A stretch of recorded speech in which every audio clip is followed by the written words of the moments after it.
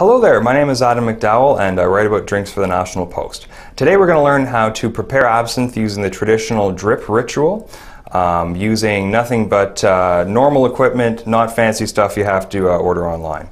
So what you're going to want is a bottle of ice cold water with a drip spout of the kind that you can buy at any kitchen supply store.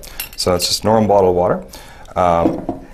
A glass of sort of roughly this size and shape. There are special absinthe glasses, but this one just comes from a dollar store, old sort of crystal sherry glass.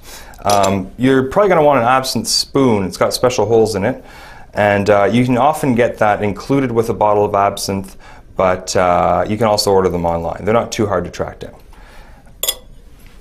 Obviously you'll want some absinthe. This is taboo, which you won't have a hard time tracking down in most provinces. It's the absinthe that Canadians are most likely to be able to get, and it is made in Canada. It's made in the Okanagan Valley.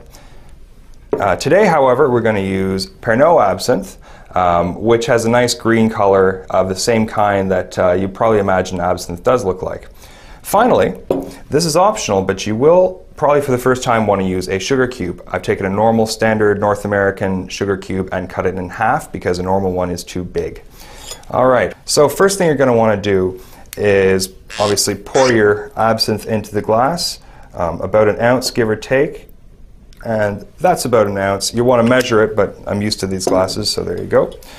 And then you put your spoon on top of the glass, you put the sugar on top of the spoon, and now we're going to want to dilute it. The purpose of the dilution is, of course, to make the absinthe more palatable. That's also the purpose of the sugar.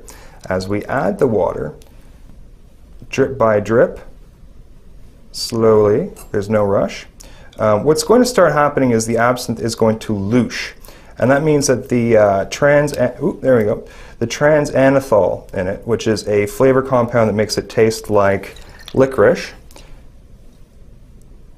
which has been held in a suspension that makes it transparent, sort of magically becomes opaque as you add the water.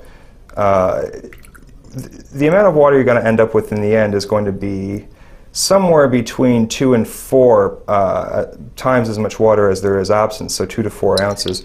Although personally I like less water than that. It is the sort of recommended or traditional ratio. Now as you do this, you're going to see a milkiness start to appear. That's the louche effect. That is the cold water interacting with the absinthe and creating sort of a little chemical reaction. You'll see by this point the sugar cube is almost gone. So here we are. Now we have roughly 3 parts water to 1 part absinthe here. We're going to take the spoon and just kind of stir it around because the sugar is still kind of a little grainy at this point. So we want the sugar to dissolve a little. And there you have it. Your absinthe is ready to drink. You're not going to go crazy. You're not going to hallucinate. You're not going to cut your ear off. You're just going to partake in an old European ritual that's been available to Canadians all along. Cheers!